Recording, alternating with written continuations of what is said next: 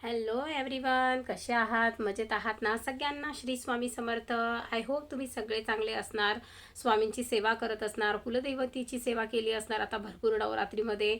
आणि त्याचबरोबर आता आपल्याकडे दिवाळीचं म्हणजे दीपावलीचं आगमन लवकरात लवकर होणार आहे, पण त्याआधी साजरी केली जाते कोजागिरी पौर्णिमा. तर आपल्या चॅनलवरती मी कोजागिरी पौर्णिमेविषयी विविध व्हिडिओ पोस्ट केलेले आहेत. त्यापैकी खूप महत्त्वाचे म्हणजे चंद्रग्रहण असलेल्याचा व्हिडिओ, सेवा असलेल्याचा व्हिडिओ, म्हणजे असे 2-3 प्रकारचे वेगवेगळे व्हिडिओ मी आपल्या चॅनलवर अपलोड केलेले आहेत. तर नक्कीच तुम्ही ते बघा, तुम्हाला नक्कीच त्याविषयी सगळी माहिती मिळेल. कोणकोणत्या सेवा करायच्या, कशी मांडणी करायची याविषयी मी सगळं त्या व्हिडिओमध्ये संपूर्ण माहिती दिलेली आहे. जर तुम्हाला हवी असेल तर तुम्ही ते व्हिडिओ नक्की बघू शकता. तर आता आपण सेवा बघितल्या, सर्व काही कोजागिरी पौर्णिमेविषयी बघितलं, खंडग्रास चंद्रग्रहणाविषयी बघितलं, पण आपल्याला सेवा माहिती पडल्या की कोणत्या करायच्या आहे कोणत्या नाही. पण त्या दिवशी आपल्याला कोणते उपाय करायचे आहेत हे मी आज तुम्हाला सांगणार आहे. कारण की सेवेबरोबर जर उपायांची जोड मिळाली तर काही सांगायलाच नको, आपल्या सगळ्याच मनोकामना या लवकरात लवकर पूर्ण व्हायला सुरुवात होते. तर म्हणून आपल्याला हा एक छोटासा उपाय म्हणजे 2 उपाय मी तुम्हाला सांगणार आहे, ते तुम्हाला उद्याच्या दिवशी करायचे म्हणजे करायचे आहेत. तर उद्या कोजागिरी पौर्णिमा आहे. तर कोजागिरी पौर्णिमेच्या दिवशी आपण देवी लक्ष्मीची सेवा करत असतो, भगवान विष्णूंची, इंद्र चंद्र कुबेराची सेवा करत असतो. त्याचबरोबर आपल्याला आपल्या घरामध्ये काही अशा गोष्टी करायच्या आहेत उपाय म्हणून, की आपल्या सेवेबरोबर आपल्या उपायांची जोड मिळाली तर आपल्याला नक्कीच त्याचा फायदा होईल, अशा पद्धतीने हे उपाय करायचे आहे. तर त्याच्यामध्ये सगळ्यात पहिला उपाय म्हणजे स्वस्तिकाचा उपाय. आपल्याला माहिती आहे स्वस्तिक हे किती शुभ असतं. स्वस्तिक म्हणजे आपल्या लक्ष्मी देवीचं आवडतं चिन्ह आहे.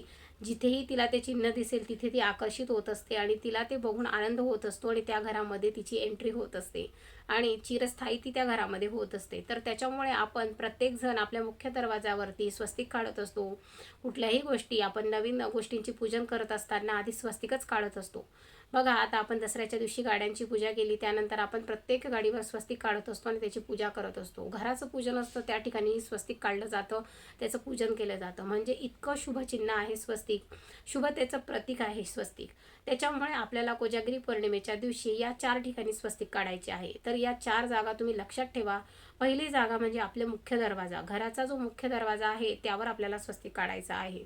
तुमच्या घराला गेट असेल तर गेटला नाही काढायचं, तर तुमचा जो मुख्य लाकडी दरवाजा आहे त्यावर तोच दरवाजा आधी तुम्ही चांगला स्वच्छ करायचा, मागून पुढून स्वच्छ पुसून घ्यायचा आणि मग त्याच्यावर हळदी कुंकवाचं स्वस्तिक काढायचं.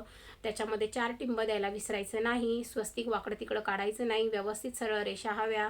त्याचबरोबर आजूबाजूला 2 रेषा काढायच्या, तेव्हा स्वस्तिक हे पूर्ण होत असतं.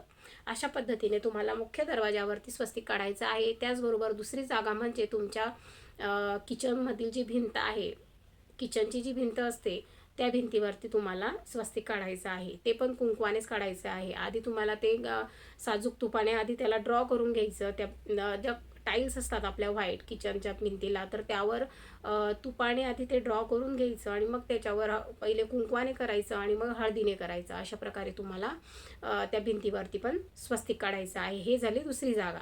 तिसरी जागा म्हणजे आपलं देवघर. तर आपल्या देवघराच्या ठिकाणीही आपल्याला स्वस्तिक काढायचं आहे. आता आपण देवघर ठेवलेलं आहे, त्या भिंतीवरही तुम्ही काढू शकता किंवा रांगोळी म्हणूनही तुम्ही काढू शकतात किंवा एखाद्या पेजवर ड्रॉ करूनही तुम्ही तिथे त्या दिवशी ठेवून देऊ शकतात. तर अशा प्रकारे तुम्हाला तिसरी जागा म्हणजे देवघर, अशा ठिकाणी तुम्हाला स्वस्तिक काढायचं आहे. चौथी जागा म्हणजे तुमची तिजोरी किंवा कपाट. आपलं कपाट आहे, कपाटामध्ये आपण अमूल्य गोष्टी अशा ठेवत असतो, तर त्या कपाटावर तुम्ही काढू शकतात स्वस्तिक. किंवा कपाटामध्ये तुमचा कप्पा असेल जो महत्त्वाच्या वस्तूंचा असेल त्या ठिकाणी तुम्ही काढू शकता. एखादी बॉक्स असेल जे महत्त्वाचं आहे तुमचं त्यावर तुम्ही काढू शकता. तर कोजागिरी पौर्णिमेला तुम्ही ह्या 4 ठिकाणी स्वस्तिक काढायचं आहे. आपल्या घरातून अलक्ष्मीचा नाश होतो आणि लक्ष्मी येण्याची संभावना खूप जास्त वाढत असते. कारण की तिला आकर्षित करणाऱ्या या गोष्टी, हे उपाय आपण जर घरात केले तर नक्कीच अलक्ष्मी बाहेर पडते आणि लक्ष्मी या घरामध्ये येत असते. तर या दिवशी आपण म्हणतो ना, लक्ष्मी अलक्ष्मी या दोघं सोबतच असतात, पण आपण काय करतो यावर डिपेंड आहे की आपल्या घरामध्ये अलक्ष्मीने यावं की लक्ष्मीने यावं. त्याच्यामुळे आपण जर उपाय सेवा करत आपल्या घरामध्ये असू ह्या वेळेला, कोजागिरी पौर्णिमेला, तर नक्कीच आपल्या घरामध्ये लक्ष्मी मातेची एंट्री होते आणि कायम तिचा वास आपल्या घरामध्ये राहतो. म्हणून तुम्ही या 4 ठिकाणी नक्की न विसरता स्वस्तिक काढा. तुम्ही सकाळी काढा, भले तुमचे कामं आटोपले की सकाळी सकाळी लवकर देवपूजा झाल्यानंतर या 4 ठिकाणी तुम्ही स्वस्तिक काढून घ्या. कारण की नंतर ग्रहण लागणार आहे, त्याच्यामुळे तुम्हाला नंतर काही शुभ गोष्टी करता येत नाही. आपल्याला फक्त देवाचं नामस्मरण करायचं असतं मग त्या ग्रहण कालावधीमध्ये, म्हणून हे काम तुम्ही सकाळीच करून घ्या. त्याचबरोबर दुसरी एक गोष्ट तुम्हाला करायची आहे ती म्हणजे तुम्हाला रात्री 12 वाजता जेव्हा तुम्ही मांडणी कराल कोजागिरी पौर्णिमेची, त्यावेळेस तुम्हाला एक गाईच्या तुपाचा दिवा तुमच्या उंबरठ्यावर लावायचा आहे. तुम्हाला कळलं का? जेव्हा आपण 12 वाजता कोजागिरी पौर्णिमेची मांडणी करतो त्यावेळेस आपल्याला एक दिवा दरवाजा उघडा ठेवायचा आहे थोडा वेळ, 5-10 मिनिटासाठी, 1 मिनिटासाठी उघडा ठेवा.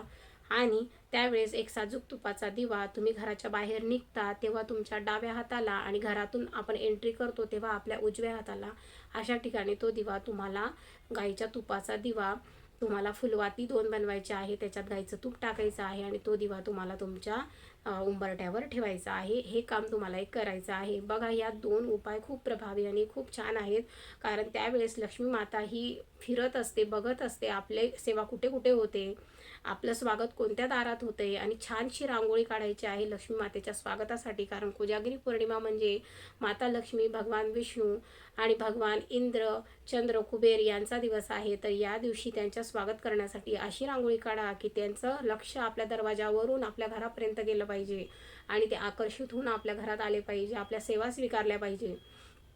तर म्हणून सगळ्या गोष्टींची सुरुवात ही आपल्या अंगणापासून होते, मुख्य दरवाजापासून होते. म्हणून सगळ्यात आधी अंगण, मुख्य दरवाजा हा स्वच्छ ठेवा आणि त्याच्यावरती हे शुभचिन्ह काढून ठेवा. एक दिवा बाहेर लावा, छानशी रांगोळी काढून ठेवा. बाहेर पुसलेलं हवं, आपला जो फ्लोअर आहे तो छान पुसून घ्या. सगळी स्वच्छता हवी आपल्या फ्लोअरमध्ये. आणि अशा पद्धतीने आपलं जर का अंगणावरूनच स्त्री कशी आहे ते कळतं असं म्हटलं जातं. त्याच्यामुळे आधी आपल्या अंगणाची, आपल्या मुख्य दरवाजाची शोभा वाढवा. आपोआपच तुमच्या घरामध्ये लक्ष्मी मातेची एंट्री होते आणि ती कायम आपल्या घरामध्ये वास करत असते. तिचे शुभ आशीर्वाद आपल्याला लाभत असतात आणि अचानकपणे चांगल्या गोष्टी या आपल्या आयुष्यामध्ये घडायला लागतात. नकळतपणे अलक्ष्मी ही आपल्या घरातून पळत असते, कारण आपण त्या सेवा करतो, उपाय करतो, त्या ठिकाणी अलक्ष्मीचा वास कधी असूच शकत नाही. त्याच्यामुळे तुम्हाला न विसरता या 2 उपाय आहे हे कोजागिरी पौर्णिमेला म्हणजे उद्या नक्कीच करायचे आहे.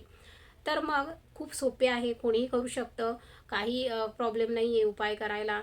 तुम्हाला जर का काही प्रॉब्लेम असेल, तुम्हाला पिरियड्स असतील तर तरीही तुम्ही ते करू शकतात, कारण की स्वस्तिक काढायला तर काही असं काही नाही आहे की त्याच्यात खूप मोठी सेवा आहे त्याच्यामुळे तुम्ही ते करू नाही शकत, असं काही नाही आहे. तुम्ही दिवा फक्त तुम्ही कोणाकडनं आपल्या घरामध्ये लावू शकता, किंवा जर कोणीही नसेल तर तुम्हीही दिवा लावला तर काही हरकत नाही, कारण तो आपल्याला उंबरठ्यावर लावायचा आहे. रांगोळी काढायलाही काही हरकत नाही आहे. ह्या गोष्टी तर तुम्ही करूच शकता. फक्त आपल्याला कुठे देवाच्या ठिकाणी स्पर्श करता येत नाही हे मला मान्य आहे, पण हे उपाय तर आपण करूच शकतो. ज्याला चालत नसेल तोही उपाय करू शकतो. तर मग हे उपाय तुम्हाला कसे वाटले मला नक्की सांगा आणि तुम्ही नक्की उद्याच्या दिवशी उपाय करून बघा. आणि पुन्हा भेटूया अशाच नवीन व्हिडिओसोबत. हा जर व्हिडिओ आवडला असेल तर नक्की लाईक करा, चॅनलला सबस्क्राईब करा, जास्तीत जास्त शेअर करा. तोपर्यंत भेटूया पुन्हा अशाच नवीन आणि इन्फॉर्मेटिव्ह व्हिडिओसोबत. तोपर्यंत श्री स्वामी समर्थ.